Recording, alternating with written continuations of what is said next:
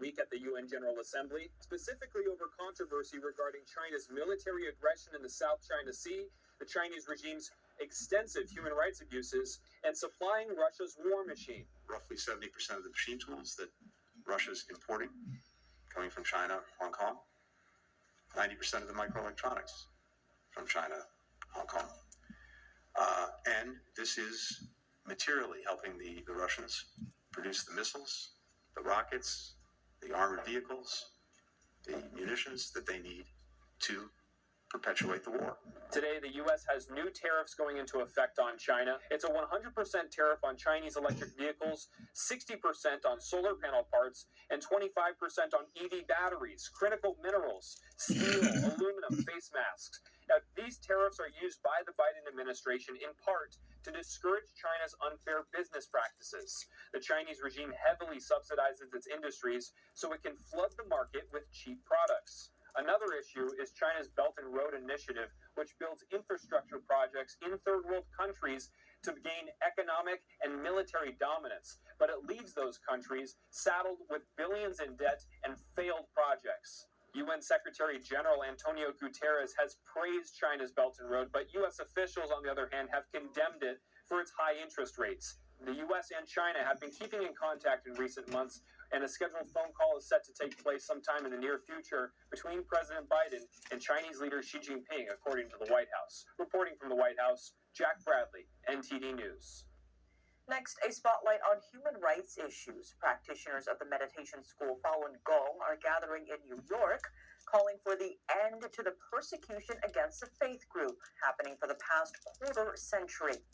The peaceful demonstrators gather on the sidelines of the United Nations General Assembly every year and say that as long as the persecution continues, they will be there to expose the truth about the Chinese Communist Party. At the UN General Assembly in New York this week, world leaders gather together to speak on global issues. At the same time, hundreds of Falun Gong practitioners staged a peaceful petition outside the UN headquarters. Many of us here are refugees from China who have fled to the United States to escape the persecution. While many DAPA practitioners are still being severely persecuted in China and are even being subjected to organ harvesting, I hope that the United Nations will pay special attention to the persecution of Falun Gong. They are the main group of victims who have been subjected to live organ harvesting.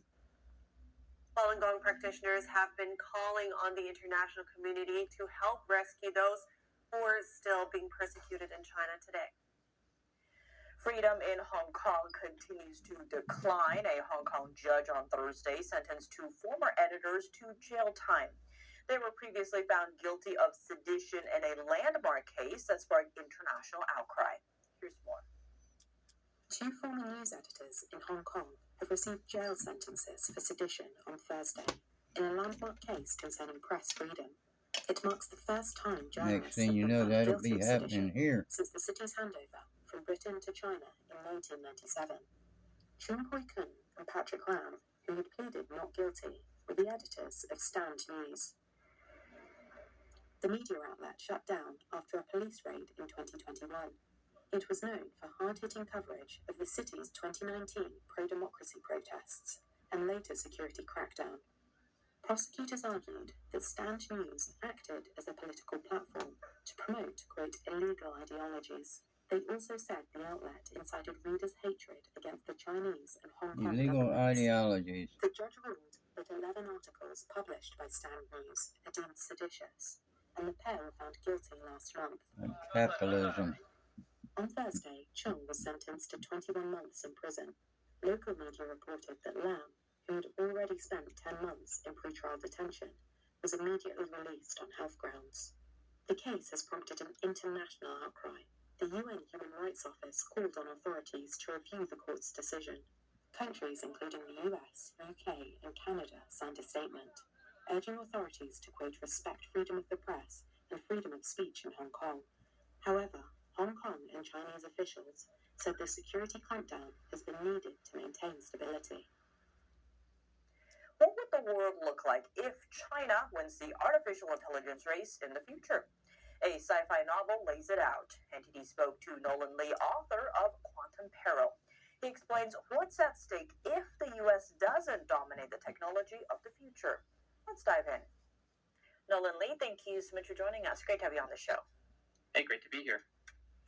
Now, of course, we've been seeing a lot about AI with ChatGPT and such in the headlines, but there's also talks about the, say, tech race between the U.S. and especially China when it comes to things like quantum and supercomputers. Now, you actually have a sci-fi novel out called Quantum Peril that kind of talks about what would happen if China wins this race in the future. Tell us about your book, but what inspired you to write this?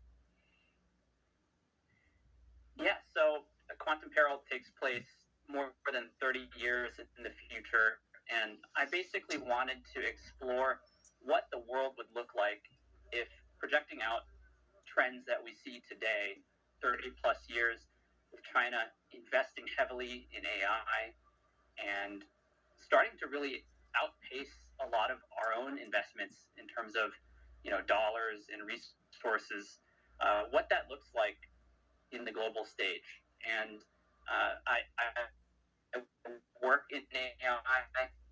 I've been studying AI for the last decade. So I've been thinking a lot about AI as a competitive edge in the United States. And I view this as a hugely important topic that could really change the balance of global power if China catches up and starts using AI for nefarious reasons. Speaking of nefarious reasons, we did just see, the news last week about the exploding pagers and walkie-talkies in Lebanon targeting the terror group Hezbollah. Many are saying that's a low-tech weaponization. When it comes to high-tech, we just saw the Biden administration coming out by basically banning the Chinese software that's in electric vehicles or just Chinese cars that are on American roads in the future. There does seem to be this growing awareness of the threats that could be posed by technology like this. But lay it out for us a little bit here in terms of what you kind of touch on in your novel. What is the big threat here? In the book, there are a lot of scenes where China has a high level of sophistication using these technologies and is able to outmaneuver a lot of our military assets and other countries in the Asia Pacific region.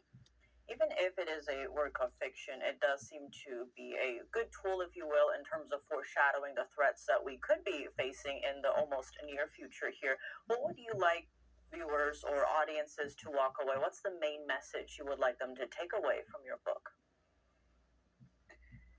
Yeah, so me personally, as a Chinese American, I wanted to write this novel to raise awareness about potential threats to not only the United States, but the rest of the world coming from China and the CCP. I think it's important to distinguish between the CCP and the Chinese people. And I'd want people to really think about how we're conducting the United States, how we're governing it, and look at the risks to our country if we mismanage our country over the next couple of decades. Because every misstep that we make provides an opportunity for the CCP to essentially catch up to us technologically and militarily. Past 4 years. If you read the novel, you'll see that the world looks like a very different place if the USA falls into number 2 or number 3. We really need a strong United States at the front in order to not only continue our own way of life, but to make sure that freedom and democracy have a place in the world. Nolan Lee, thank you so much for joining us. Thanks for having me. Coming up, Chinese software built into cars driving across America's roads. But what does the technology's access to U.S. soil mean for the nation? And why are experts calling it a threat to the safety of the American people? This is an adversary trying to put highly monitored and controlled vehicles into the driveways of Americans all over the country. The results are in. A former defense minister in Japan will take up the post of the country's prime minister, set to take office in just a few days. A closer look at the challenges he'll likely face after being sworn in. And a growing number of deaths among Chinese officials. What's the dark trend signaling about the problems brewing inside Chinese society. More on that after the break here on China in Focus. Chinese threat. Earlier this week, the Commerce Department proposed a new rule. It looks to ban Chinese technology in smart cars or connected vehicles on U.S. soil. Beijing can use that technology to collect data on American drivers, like where they live and even their health details. And even more dangerous, Chinese manufacturers could remotely control vehicles while they are on the road. The push to oust the Chinese tech comes as fears about remote tech control rise after pagers and walkie-talkies exploded last week across Lebanon. To help us break down the stakes, we're joined by John Pelson, author of Wireless Wars. So this was a very clever electronic attack where they knew that this terrorist group would be carrying these electronic devices right up against their body. They knew it would only be going to members of Hezbollah for a private pager network. Very well done by the Israeli, assuming it was Israel that did this. Now, why should we assume that a very clever, electronically sophisticated adversary wouldn't do the same against us? And it doesn't have to be a kinetic attack. It doesn't have to be exploding. Really, the way China tends to operate is they want to be able to control and influence and learn and monitor what's happening, who they consider their adversaries or their enemies. And when it comes to banning this software when it's connected to cars on American roads, how successful do you see that in combating China's, say, unfair trade practices, but also ensuring America's national security? Yeah, I see a bright line here. So you have the trade issue and you have the national security issue. A lot of people would say, well, we have to keep out these cars if they're cheaper and better and someone else is making them. My view, I tend to be a free trader in terms of economics, which is let them bring those cars in. If they're selling them at below cost, that's just a tax on Chinese citizens and a gift to Americans. But that's not what's going on here. They're not selling us cheap T-shirts. My view is take them. But these are vehicles that really control the activities of America and can be used strategically to harm us. And that my argument for this ban on software and eventually hardware from Chinese cars, it's not an economic one to protect the American auto industry. When Japan came in with better cars, we just upped our game. Korea came in with great cars. We had to do the same thing. This is not that case. This is an adversary trying to put highly monitored and controlled vehicles into the driveways of Americans all over the country, which would really compromise us as much as telecom networks that China's been able to deploy throughout much of the world.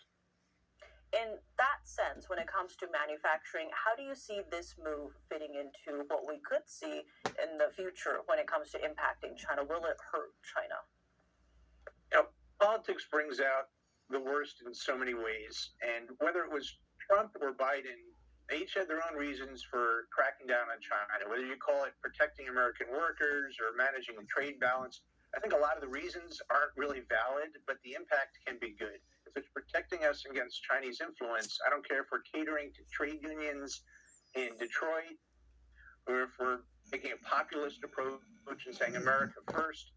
I don't even care what the politics are. The end result is actually good with both sides of the American political debate, which is to block an adversary who wants to do us harm from getting that much more control over us by putting these monitored and controlled vehicles into Americans' homes.